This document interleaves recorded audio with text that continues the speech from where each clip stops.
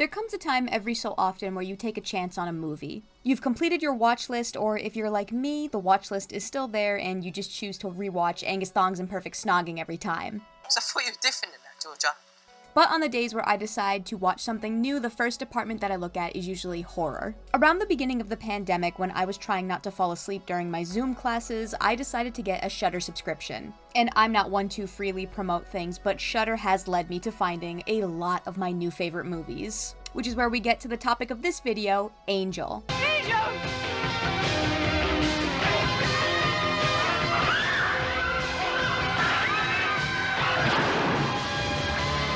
Angel. It's her choice, her chance, and her life. Looking at the poster for Angel, I was definitely skeptical. This isn't exactly the type of movie that you'd expect to have heart. Also with horror, while it is typically misunderstood as an anti-feminist genre, there are examples that slip through where women are used just for nudity and for body count. So in a movie from the 80s about a 15-year-old girl who has to resort to working on Hollywood Boulevard for money, it could have been an absolute disaster, which made me love it even more once I finally watched it and saw the care that was given into this movie by the cast and crew. As I mentioned before, the plot of this movie follows Molly Stewart, a 15-year-old girl who spends her nights at the Hollywood Boulevard as a pleasure assistant for money. At the same time, there's a serial killer on the loose who is targeting these workers, and the police are desperately trying to hunt him down. The main reason that this movie surprised me was that the character of Angel is never shown to the audience in a sensual manner. She is seen as she is, a young girl who should have never been put in this situation. She has her friends who look out for her, walk her home every night, and make sure she's safe and in bed by midnight every day. And that's the case for all of her friends who work on the boulevard too. They're not considered to be dumb, bimbo-ish, that sort of trope that many other movies like to paint those working in this field to be. They are kind, caring, they want a better life for themselves, but life has unfortunately dealt them a bad hand. They have hopes and dreams like the rest of us, and the fact that they are humanized at a time where many movies surrounding these types of workers could have been very sleazy and mean was a wonderful surprise to me. The movie opens showing a beautiful view of California as 15-year-old Molly Stewart is on her way to a private prep academy. Here, she is a seemingly shy but normal young girl. She attends class, groans with her classmates at homework being assigned, gets asked out by a 40-year-old teenager, the usual day-to-day for a teenage girl. Nighttime falls and we are now on Hollywood Boulevard, where we get a good glimpse of the nightlife. Busy streets, street performers, and pleasure workers trying to make a living. And this is where we meet Molly's alter ego, Angel. A man tries to pick her up and we immediately get shown how smart Angel is when she clocks the man as a cop within the first minute. Look, I didn't do anything. Thanks for the ride, officer. What makes you think I'm a cop, honey? If you're not a cop, then what are you doing with this? Here, call the station. Angel is played by Donna Wilkes, who was 24 years old at the time of filming. God knows if another director got their hands on this, having an actual 15-year-old playing her would not have been out of the question. Donna does an amazing job in this movie. She prepared for the role by talking with real workers on Hollywood Boulevard, she spent time with the LAPD, and she visited halfway houses for underage teens. Her dedication to this role shows throughout the entire movie, and she has you rooting for her every step of the way. Once leaving the cop's car, she meets up with May, a fellow Boulevard worker who looks after her like a surrogate mother. Why don't you go home now and spank your monkey numbnuts? May is easily my favorite character in this movie, and she very easily became one of my favorite movie characters of all time. She's sarcastic, witty, and overall a very caring guardian to Angel. She's played by Dick Shawn, who was by all records a straight man, which could have led to a poor portrayal as we've seen in similar cases, but Shawn plays May to be a very caring person. She doesn't have an evil bone in her body except when it comes to protecting Angel and the rest of her friend group. We then meet Lieutenant Andrews, a detective who was on the hunt for a serial killer that's been murdering Boulevard workers left and right. And another reason I love May is because her type just so happens to be my type. Boulevard. Ooh, salt and pepper.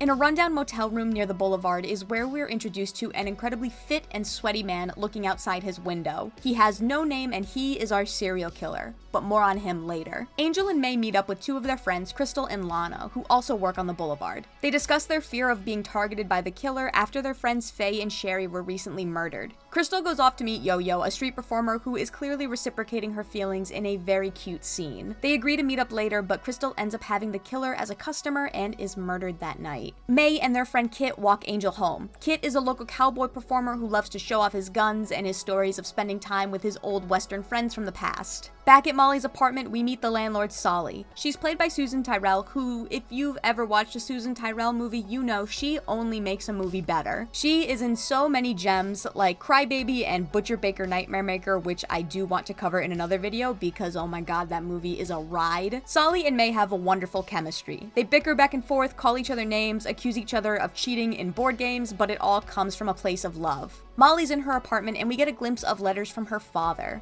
Earlier at the diner, the owner asks how Angel's mother is doing. She also won't let Solly speak with her mother and refuses to let anyone see her. So we're getting these breadcrumbs that something isn't right with her parents. But enough about that. Who wants to see a man suck an egg yolk whilst mimicking breastfeeding from his mother? Anyone? This might be one of the most disturbing scenes in any movie I've seen. I think in horror, it's easy to get a reaction from a jump scare or something really gory, but to get this guttural reaction that happens whenever I watch this scene, it takes a lot to make me feel that. The killer is played by John Deal, and just like every other cast member in this movie, he is putting his all into this role. He speaks only once in this movie and spends the rest of his screen time having to act through his eyes, which is not an easy thing to do, and he nails it. He gives a perfect psychopath performance, one that stuck with me after watching it for the first time. Back at school, Molly runs into Rick, another 40-year-old teenager who is hellbent at getting a date with her. If there's a weak link acting-wise in this movie, it's Rick. And no hate to this actor, he plays a despicable asshole pretty well, but he's not giving in like the rest of the cast, and that's okay. If everyone went full mode in this movie, it would be far too powerful. Molly refuses his offer, and much like many other men who can't handle a simple no, he continues to pester her. Molly's guidance counselor, Miss Allen, expresses to her that while she is an honor student with great grades, her lack of extracurricular activities is hurting her social life as well as any chances of making friends. Molly explains that she doesn't have time for any social activities since her mother had a stroke, so she relies on Molly to take care of her after school. Later, upon getting the news that Crystal was murdered, a group of Boulevard workers gather at the crime scene to demand the police do their jobs to catch the killer. Lieutenant Andrews tells the workers to limit their customers to just regulars and to only travel in pairs, something that May makes very clear is not going to happen. Pairs if you can, and for Christ's sake, stick to regulars. What are you talking about? Are you nuts? What do you know about our business? Cockroach. That night, Lana is murdered by the killer, who leaves her body in the shower for Angel to find. Angel tries to cooperate as much as she can with the police without giving away her true identity. It's here that we get Angel's honest feelings about having to work the corners every night just to get by. You think I'm proud of what I'm doing? I hate it. Bunch of fat old slobs drooling and slobbering all over me. I get so disgusted with myself, I just think I want to throw up. And why do you do it?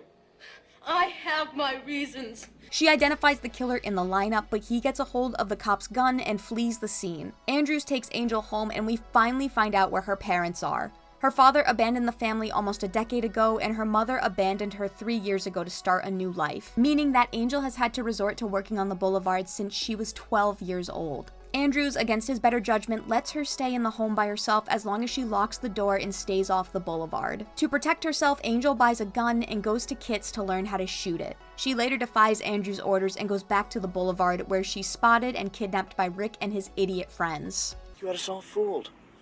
So sweet. So innocent. Oh, come on, Molly. Show us your whisker biscuit. Ew.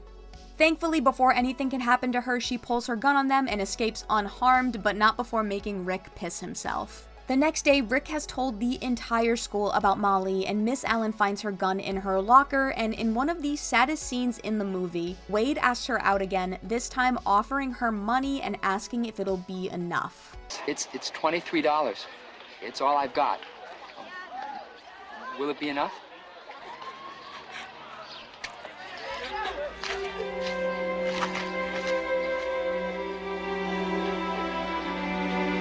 Molly?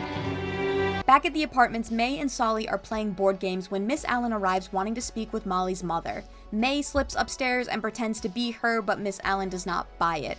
Look, I don't know whose mother you are, but you are definitely not Molly's. I'm not. No. You're right. But I love her. More than her mother ever did. They work together and discuss a plan to help Molly get off the streets and back to a safe and normal life. In one of the rare moments that I think should have been cut, we have Miss Allen asking May what her real name is. What's your real name? Marvin. Marvin Walker. Oh. Well, it has been a pleasure meeting you, Marvin. Thank you. And I get it was the early 80s, but her name's May. She already told you. Since we last saw the killer, he has shaved his head and is now traveling under the disguise of a Hare Krishna member to stay out of the cops' sight. He sneaks into Molly's apartment and gets into a scuffle with May, who puts up a hell of a fight, but ultimately and devastatingly is murdered in Molly's bed. Solly finds her and holds her as May takes her last breath. What, darling? I don't want Angel to see me like this, okay? No. Promise. Yes, I promise. You're gorgeous broad. Thanks, babe. Molly comes home and discovers what has happened to May, and it is enough to make her finally snap. She goes down to the boulevard wielding her gun on the hunt for the killer. With only 8 minutes left of this movie, we get an absolute showdown of a climax. The killer stalks Angel in an attempt to kill her, but Yo-Yo notices and yells to her before he can get to her. Angel proceeds to fire shot after shot while chasing after the killer in high heels up and down alleyways. Kit tries to save her but is shot by the killer after his gun doesn't fire. Andrews chases after them, getting shot in the process. Kit returns and shoots the killer to death, but before he can die, the killer lets out his only line in the entire movie.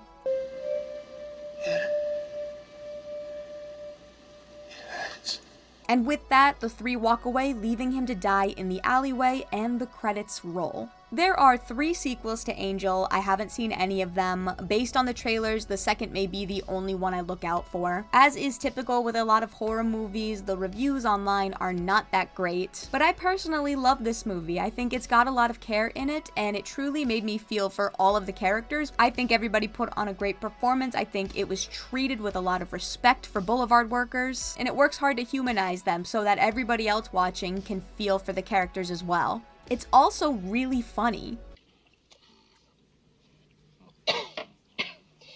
Listen, kumquat. I don't mind the smoke, but your breath is behind it. Don't you ever inhale, huh? I'd say if nobody has ever seen Angel, give it a chance. It's only about an hour and a half, so if you don't like it, you haven't wasted that much time. It is a movie that I think will remain in my top favorite horror movies forever.